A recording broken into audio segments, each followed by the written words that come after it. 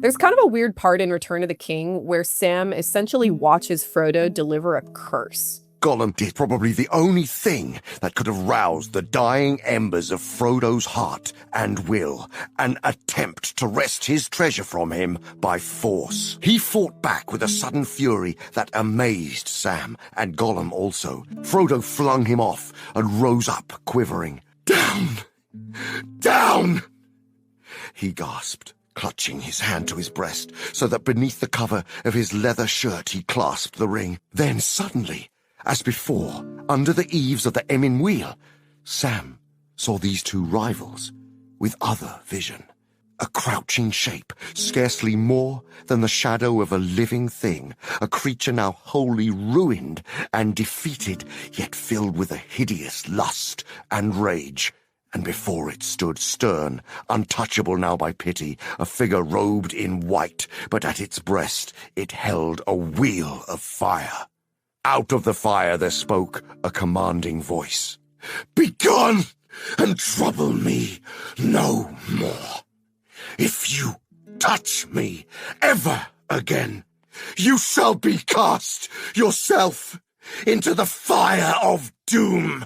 This is, of course, exactly what happens next. Gollum is incapable of heeding this warning. He follows Frodo into Mount Doom, bites off his finger after Frodo puts the ring on, and then loses his balance, falling into the lava with the ring. In the movie, the actual power of the ring is never used as directly as it is in this scene, outside the physical effects that happen when you actually put it on. This is a choice of Jackson's, who I can only assume thinks that the point of this scene is illustrated just as well if it's portrayed as a different kind of poetic symmetry. The story of the ring ends the same way it begins, through a petty, selfish brawl between two angry little guys, both of them too blinded by hate to see anything but the hobbit in front of them, who just won't let go of this piece of jewelry.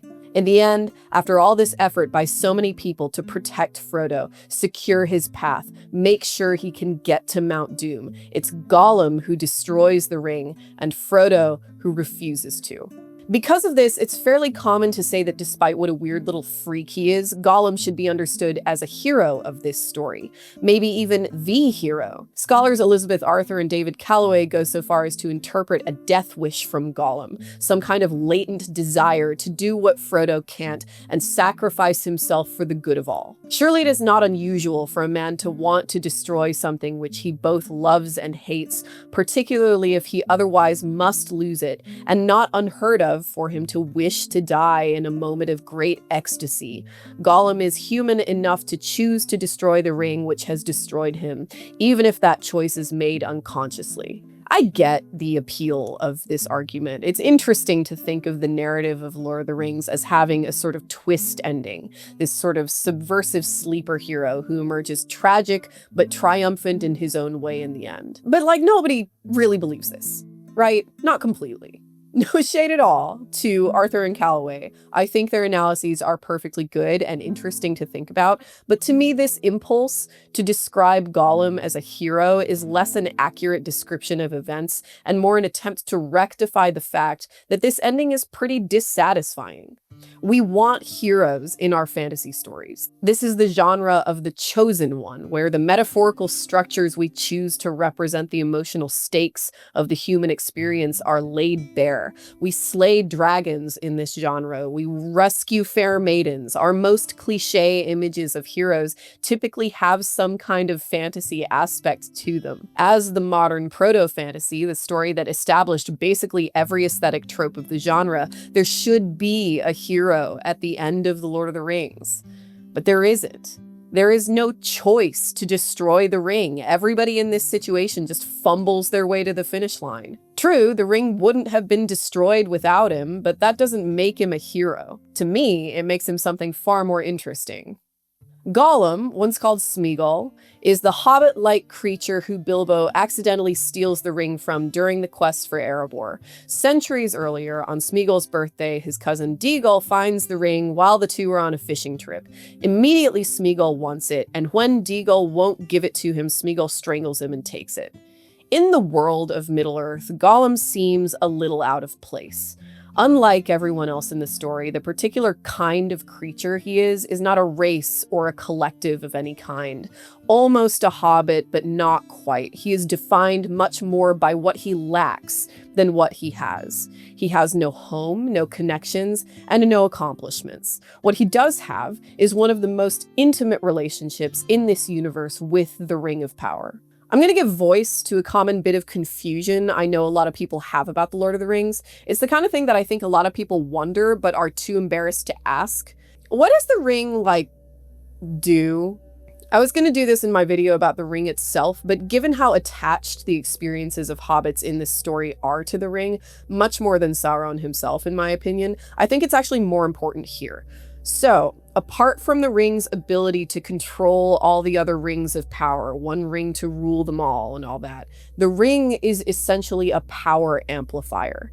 It sees what you want the world to look like and the path you see to get there, and the power it gives you is whatever you need to make it happen. It clocks your ambitions and frustrations, feels out the ragged, uncomfortable edges where your presence in the world rubs up against other people's, and expands your influence and presence while obliterating others. The reason the powerful in this story are so scared of the ring, the reason Gandalf and Galadriel and Aragorn refuse to even touch it, is because the world they want to live in is different from the world they have.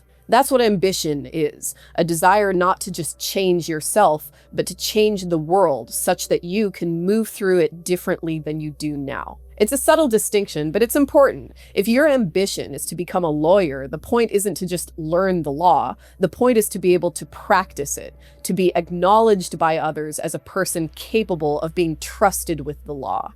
People want to live in a world that has space for them, and ambition is the quality of having determined that the space you want is shaped differently from the space you have. Because of this, no matter how positive or pro-social your ambitions are, there's something fundamentally self-interested about ambition. It's not enough that somebody is doing the law, you want to do it. That drive is the internal resource the ring seeks to exploit. The reason hobbits can carry the ring is because they have very little ambition.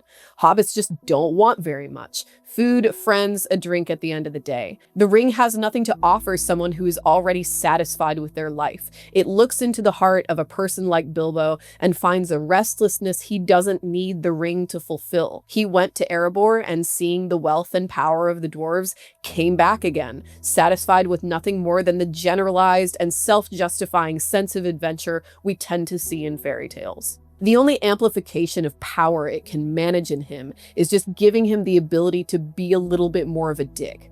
I suppose you think that was terribly clever. Come on, Gandalf.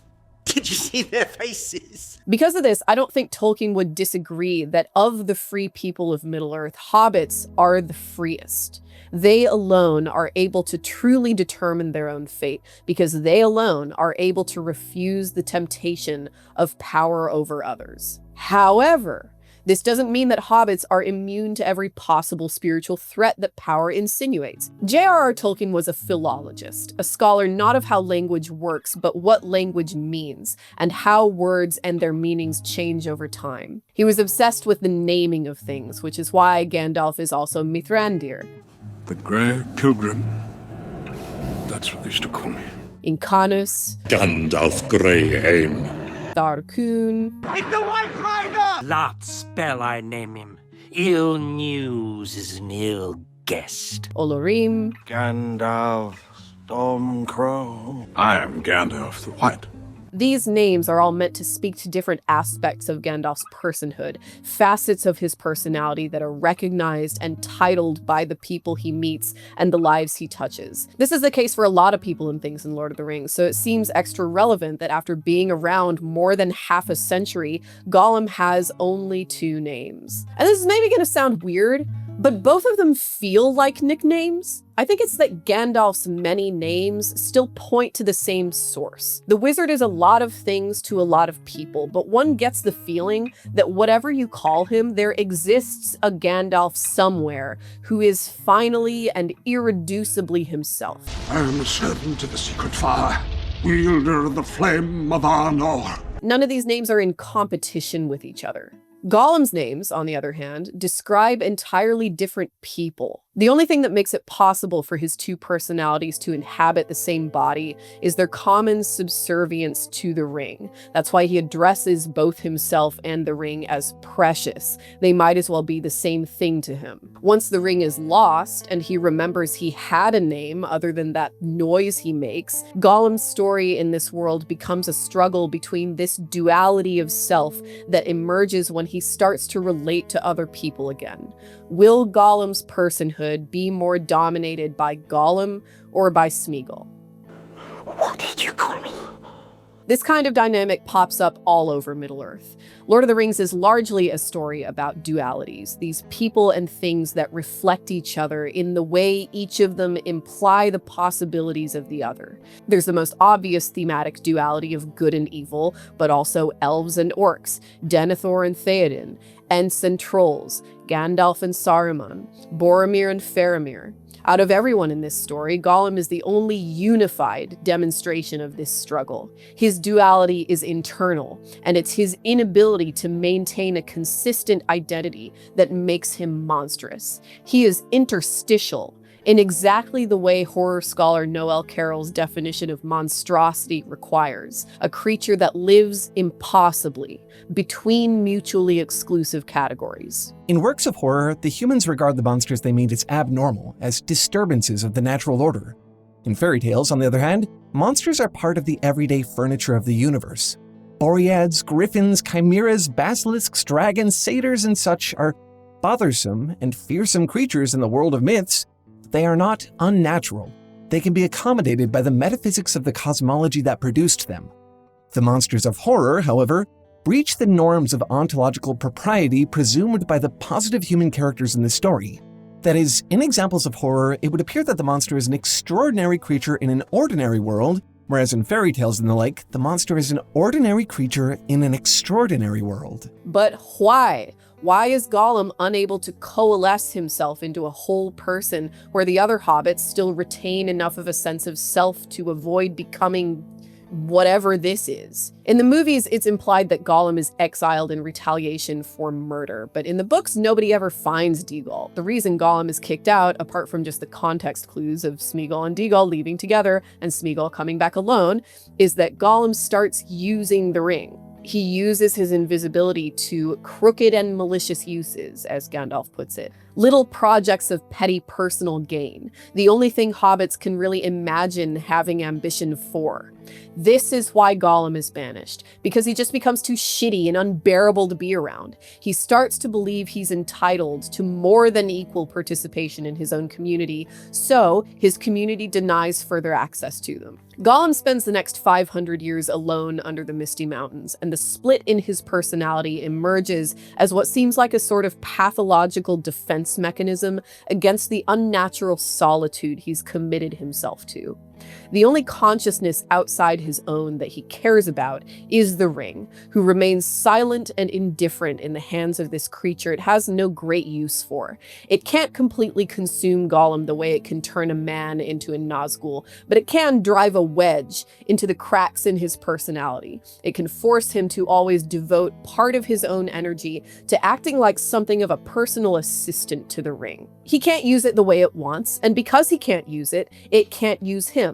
But he can protect it, and in exchange, the ring can give him what he needs to survive alone in the world. It can give him the invisibility he needs to catch some fish, and it can make him feel like his ruined state doesn't define him. It can reassure him that he still has some higher purpose that's only accessible through this special, sacred relationship he has with this stupid piece of jewelry. Nothing and no one but the ring can be trusted anymore. Gollum will do whatever he must to prioritize the ring's safety and, as a secondary concern, his own access to it. He'll kill or lie, but just as often he'll be fawning and flattering. He'll be helpful and boastful about his helpfulness. He'll swear to be different from now on with such sincerity that you almost believe him. We don't need you. You recognize this behavior. You know what this is. It was important to find something very real, something that it could mean to you, in this day and age. And for me, it was always about addiction. Gollum is entirely based on the notion of addiction, and Gollum Smeagol, the way that the ring possesses him, makes him craven, lustful, depletes him physically, depletes him psychologically and mentally. I think there's a lot we misunderstand about drugs and what it means to be addicted to them. We have a lot of incentive to misunderstand these things, to look at someone debasing themselves, ruining their relationship to things and people, and think, not me, I'm different.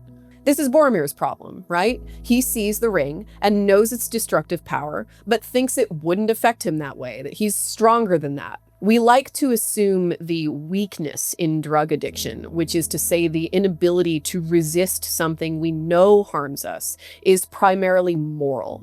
And because I think most people have an impulse to reject any deeper knowledge about things they consider immoral, we tend to discount any anecdotal expertise of what a drug like heroin or fentanyl is actually like to be on. I think the typical moral associations people have with drug users kind of tend to equate the circumstances in which drugs are often used with the qualities of the drugs themselves. Like addicts just enjoy being that way. Like they like the grit and grime of the streets. They get a thrill out of behaving impulsively or not following the rules. I mean, I'm sure some people just like behaving badly, but the way you hear people talk about drugs sometimes turns the drug itself into almost an accessory to the life every drug user just wants to lead. Lawless debauchery, an abandonment of responsibility. The reality is a lot scarier. Everyone understands that drugs make you feel good, but the kind of good that's experienced changes from drug to drug. And for the most serious, life-ruining drugs, the effect doesn't sound fun exactly. You don't feel euphoric, you just feel right. You feel safe, in control. I felt totally content. I reckon it's sort of going back to being in the mother's womb, I should think, when nothing bothers you, nothing phases you, nothing worries you, everything is just easy, blissful. You know when you like shave your legs and get under the covers? It's like that, or like, it's like, I don't know, when you get paid and your check's bigger than it's supposed to be. It's like all of that, you know what I mean? It's like the minute I tried it, I felt like, oh, this is what I've been missing, you know? This is why I've been feeling this way. The drug is saying something everyone craves in a voice that's impossible to distrust. It's telling you, you're gonna be okay. What kind of life must someone have led in order to make them feel like this drug is the most reliable source of comfort and safety? And once addicted, who do we think has a better likelihood of kicking their drug or even using it functionally? Someone with social and material support, or someone whose sober life is full of isolation and degradation and pain? What if you're holding on to unresolved guilt or grief? What if you don't think you deserve better? Or you can even imagine what better would even look like. Wouldn't the only honorable choice in that situation be devoting yourself to a life of public humiliation? Don't you think it's time for a clown tangent? Not all clowns are happy. In Italian commedia dell'arte, Pierrot is the stock character who pines after fellow stock character Columbina, who usually breaks his heart. Poor, pathetic incel Pierrot is a counterpoint to the chaotic hedonism the other clown archetypes usually represent. He provides some emotional balance to the world of clowning. For lest you feel confident in your ability to avoid trouble through your self-seriousness, here comes Pierrot, performer of the inherent foolishness of sincerity and idealism. This is the sad clown, the figure so destined to be let down by the world that he comes to physically embody his own misery, and in doing so, guarantees it. He's the clown most of us are likely to relate to. We never really stop throwing tantrums, you know, they just turn into crying playlists and eating an entire sleeve of Oreos so you'll die sooner. There's often a bit of cruelty about the dynamic between a clown and an audience. Either they're a little mean to others or they invite a little meanness from us. Sad clown Gollum is the latter. Don't ask Smeagol. Poor Smeagol. He's ridiculous. He interacts with everything with a transparency of emotion and intention that's almost obscene. and appropriately for a clown, often pretty funny. Is that its name? Yes! Part of a clown's job is to show you yourself, and as part of that process, they're permitted to step right over otherwise ironclad social boundaries. A clown is allowed to mock you in public. They're allowed to defy gender norms, class norms, perform cultural taboos. Naturally, this has a lot to do with navigating power structures. A clown in any given situation is going to show you what it is about your culture that you value. They're showing you yourself in the context of other people. This means that regardless of how uncomfortable it might be when a clown singles you out for ridicule, outright rejecting the performance of a clown is something of a universal taboo. Clowns are a little bit sacred. Even in horror, it's kind of an unspoken sin to kill a clown. If a clown needs to be killed, there's frequently a bit of a feeling that the clown made you do it, that they prefer this outcome, because it means you've become part of the performance. By killing them, you've done something a little inhuman. You've attempted to assert your own self-importance over this divine spirit of communal humiliation. In rejecting the possibility of humiliation in yourself, you've taken on a bit of the clown's extremist sincerity. Now you're the fool. Kind of seems like you're the fool no matter what. More than anything else, clowns perform self-imposed conflict. They do this because human existence is a series of self-imposed conflicts. And, this is important, these conflicts are not in themselves a bad thing.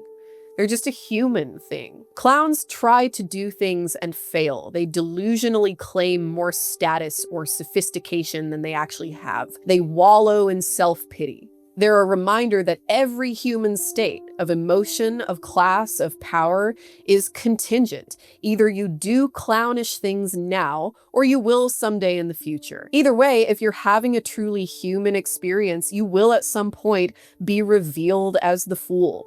The pity everyone has for Gollum is the same pity we grant a clown in order to make their performance work. Gollum is, of course, not the one performing here. The performer is Tolkien. Tolkien is the one getting all these characters to do what they do, and the role he's written for Gollum is to show everyone the process of sustained humiliation that exists between the completeness of the free people of Middle-earth and the vacuousness of Nazgul. To kill Gollum for this reason would be a rejection of the moral law of the universe that demands you treat others as potential alternative versions of yourself. This is, in a very basic sense, why it's okay to kill orcs, but not okay to kill Gollum. Remember, this is fiction. We're dealing with archetypes, not reality. I am not advocating that anybody literally kill anybody. Gollum is a recognizable potential version of Frodo and Bilbo and Aragorn and everybody else who has the opportunity to kill him but doesn't. Gollum's addiction has ruined his mind, but he is still able to act as a free agent, where orcs are not. Orcs are slaves to the impulses of destruction, violence, and domination that Sauron represents, and it is always a good thing to destroy that part of yourself when you encounter it. Gollum is something different. I hate you. I hate you. Self-hatred does, after all, come from a moral center. You can't hate yourself if you don't think what you're doing is wrong. The very fact that he's so clearly trying to run away from responsibility means he is technically still free. He can still make different decisions someday and is therefore capable of change. It smiled at me. I'm not a piece of shit. I used to be. People can change. This has been today's clown tangent. Now let's revisit the stakes we're talking about a little more here, because it's immensely important to understanding the cosmology of Middle-earth and the theology Tolkien is expressing through it.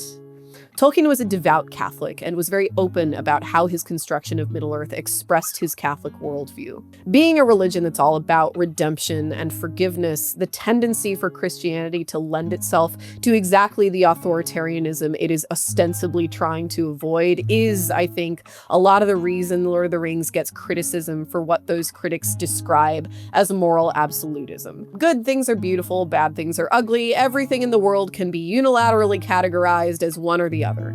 I've already covered those criticisms in previous videos, so I won't go over them again. They're baseless and dumb, but there is a good faith question somewhere in there about what kinds of redemption are possible in this world.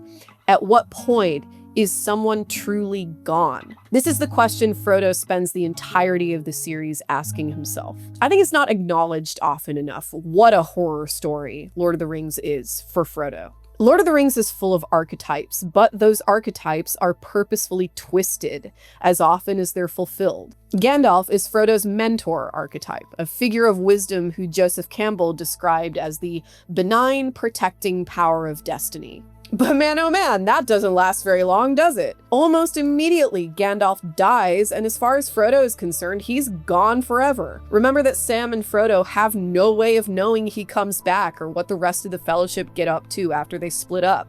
Instead, Gandalf's position in Frodo's journey is replaced by Gollum, yet another duality in the series. Like any guide figure, Gollum is knowledgeable. He is a genuine mentor. He holds the answers Frodo needs to continue this journey. It's just that his knowledge is unwelcome, and the answers he has are to questions Frodo never really intended to ask. Truly, nobody else in this universe could tell Frodo what he needs to do better than Gollum can, but the reality of this situation is much more dire than any benign, protecting power of destiny could ever really guarantee safety from. Nothing is coming to save Frodo. He can't turn back, he can't give the ring away, he can't quit.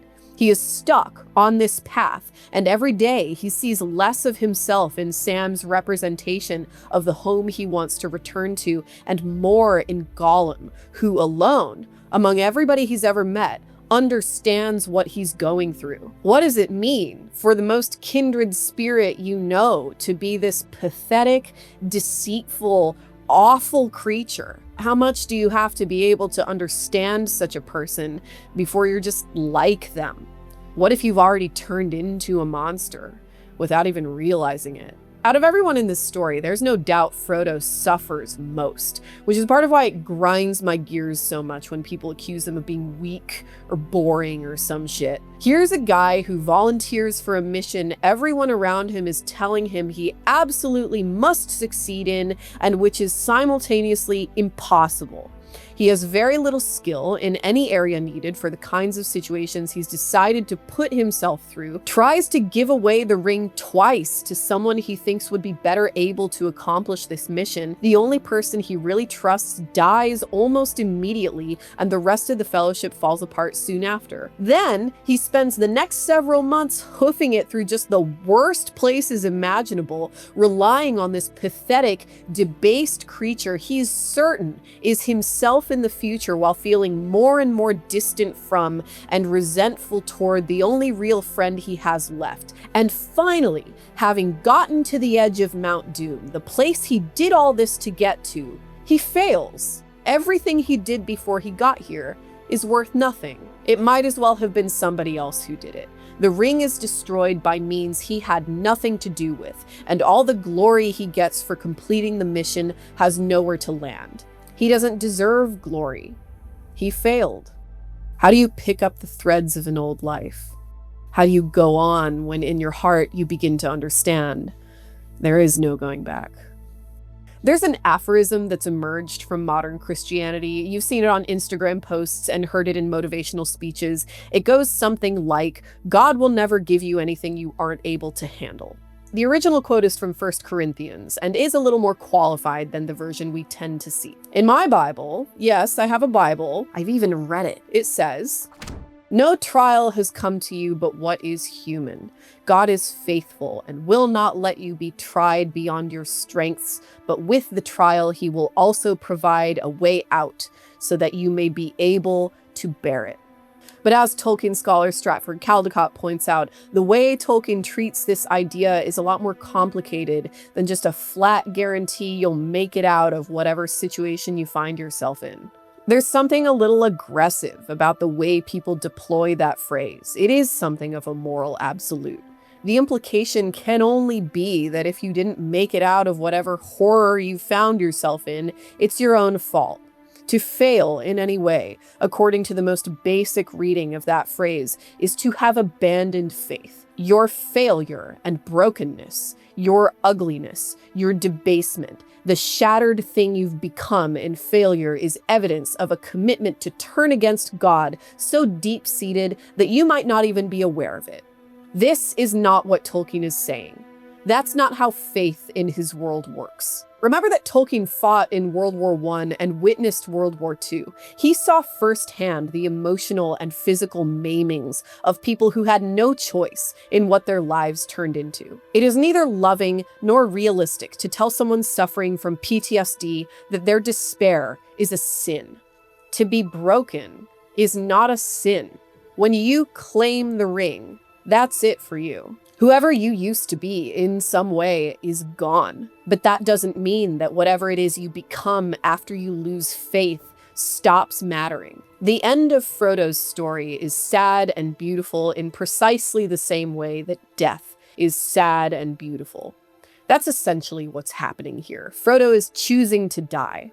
By going to the Grey Havens, he is accepting the fact that whoever he was before all this happened to him is gone forever. Sam watched him die on Mount Doom.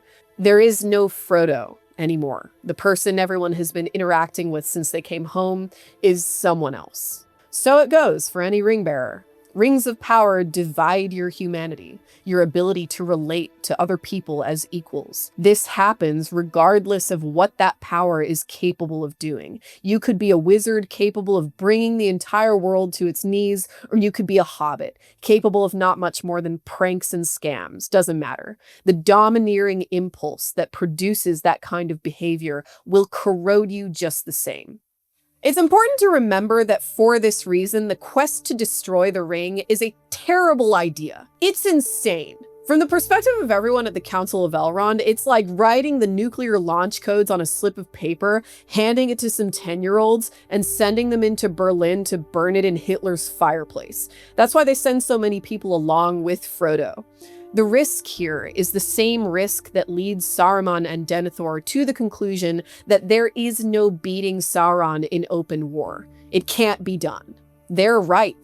The Lord of the Rings is a story about evil, and evil, according to Tolkien, will always outplan good. Deep down, you know this. Goodness is lame. Goodness is constrained by principle. It can't outmatch an enemy that's willing to sacrifice whatever it must to guarantee victory. The weakness of evil here is that it is completely artless in its predictability. Entities like Sauron, and by extension the Ring, gain and maintain their influence by corrupting the individual through a tireless and ironclad narcissism. The Ring tells you the world is yours to manipulate as you see fit, and the reason it's able to tell you this is because it believes that itself. The Ring knows Frodo won't destroy it.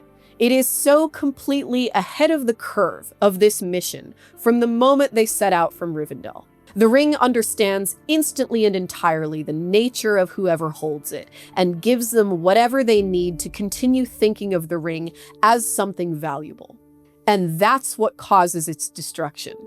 The possessive tunnel vision the Ring inspires in everybody who touches it creates an immovable object in Frodo and an unstoppable force in Gollum, and it's only in their collision that the Ring is accidentally destroyed. As a scholar, the biggest contribution to literary criticism that Tolkien is credited with is the concept of ukatastrophe, the good disaster, a collision of events that results in the protagonist's goal being fulfilled through no direct action of their own. People often talk about ukatastrophe in the same terms as deus ex machina, literally the god in the machine, that arrives in the 11th hour to save the day when all other hope is lost, but it's not the same thing. Ukatastrophe is written into the very DNA of the plot. It's not some external agent diverting a situation toward a preferred outcome. It's actually kind of the opposite. In The Lord of the Rings, it's the decision for everyone involved in a situation that entices them to think that domination is the proper approach, to instead be utterly and completely themselves and trust that as a consequence of committing to doing what you can and what you're best at, things will turn out the way they're supposed to. It is ukatastrophic for Aragorn, Gimli, and Legolas to go after Merry and Pippin when the Fellowship falls apart, and for Sam to insist on going along with Frodo after Frodo has resolved to continue alone. Ukatastrophe is the repeated refusal of multiple people to kill Gollum, allowing him to continue believing in the potential of his schemes, his murky and pathetic little ambitions. Ukatastrophe is Gollum's own addiction and the malicious behavior that comes from it, because it's only his sustained self-humiliation that allows the ring's fated destruction to finally take place. Frodo was never meant to destroy the ring.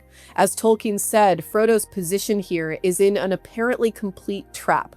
A person of greater native power could probably never have resisted the ring's lure to power so long.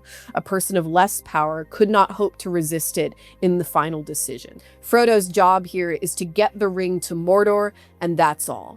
In doing this, he accomplishes what is asked of him, and cannot be blamed for failing to do a literally impossible task. Frodo's ability to see this, where Gollum refuses to, is how he is able to choose forgiveness, both for himself and for the world that brought him this misery. Life isn't good because you win all the time. Life is good because both wins and losses can be shared. This is what Frodo is choosing to accept, and in return for admitting his capacity for failure and accepting that things would never have gone any differently, he is offered grace. What Tolkien is saying is that the moral law of the universe is not authoritarian. It is governed by the same ethics it dictates to others, and as such, it cannot punish you. The only hell you'll ever end up in is the one you make for yourself. This is what is meant by God loves you no matter what. If The Lord of the Rings is a story about evil, it's also a prescription of the only thing that can truly undermine evil: abject humility, a literal smallness of personhood, and the recognition of other people and their importance that comes along with that position. But I think people often underestimate how extreme Tolkien is going with this, the argument he's getting out in front of. Mere bad behavior is not an indicator of true evil. Meanness is often a result of true humility that has been influenced by evil conditions, not the evilness of the person themselves. The lowest among us, the most humiliated, the most degraded and unpleasant to be around, deserve mercy and care, not because it's an opportunity to virtue signal our altruism, but because the future isn't yours to tell, and it certainly isn't yours to enact by judging the worth of a person. So no, Gollum is not a hero. There is no hero in The Lord of the Rings. There's only the web of relationships between people who are noble and brave enough to depend on each other, to believe without evidence that everyone else is doing their part such that your only job is to do your part. Gollum is a conduit for the power of those relationships, a being whose own volatile duality typifies the potential for faith and betrayal, honesty and deceit, gentleness and violence that exists in everybody else. He is a clown, an administrator of creative chaos, two-faced Janus, the god who presides over all beginnings and all ends. His role in this story is facilitated by everyone who had the opportunity to remove him from the world, but seeing a potential version of themselves in him, chose mercy instead, and in doing so, demonstrated their recognition of how low a person can be and still remain intrinsically and inexorably valuable. Precious, if you will. He is one locus in a network of moving parts, the entirety of which is unseeable, and that through that occlusion culminates in ukatastrophe. Gollum had a place in Valinor. He could have done what Frodo did. The tragedy of Gollum is that instead, he committed to a servitude he convinced himself was freedom. That's important to remember, I think, because I have an uncomfortable truth to share. You are not a Gandalf. Nor are you an Aragorn, a Legolas, a Galadriel, or a Gimli. You're not even a Boromir. These people are archetypes. They are stand-ins for the different aspects of the human experience we all go through, the things that challenge or inspire us. This is how fantasy tends to go. It's the reason we ended up with the hero figure in the first place. But that's not you. You, my friend, are a hobbit. So am I. We are not magical. We have no intrinsic power or destiny in our blood. We want peace and quiet and to mind our own business. We, as fundamentally powerless people, the small folk of the modern day, are not capable of much heroism or much destruction. Because of this, we carry our rings of power with fairly minor consequences for anybody but ourselves all over the place, all the time. We do it with drugs, with little piles of money or property. Today, we especially do it by scrolling through our little Palantiri and accepting the feeling of knowledge and control they give us, even as we know those feelings are a complete illusion that only makes us smaller and weaker. We exhaust ourselves running in circles, chasing after hazy impressions of personal satisfaction and deluding ourselves into thinking we really can be the center of the universe if we just believe hard enough in the magic of this shiny little object. That is, in the end, the only thing the ring can give a creature that has no power. The feeling that they do.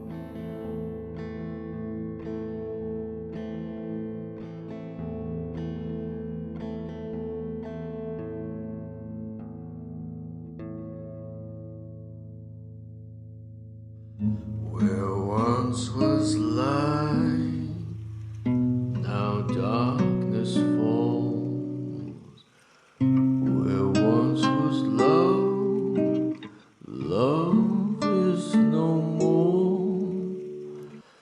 Don't say goodbye. Don't say I didn't try. These tears we cry are falling rain for all the lies you told us, the hurt, the blame, and we will weep to be so alone. We are lost, we can never go home. So in the end, I'll be what I'll be. No loyal friend was ever there for me. Now we say goodbye. We say you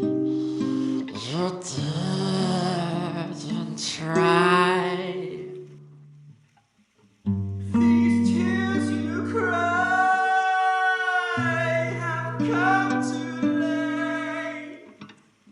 Take back the lies, the hurt, the play, and who will weep when you face the end alone?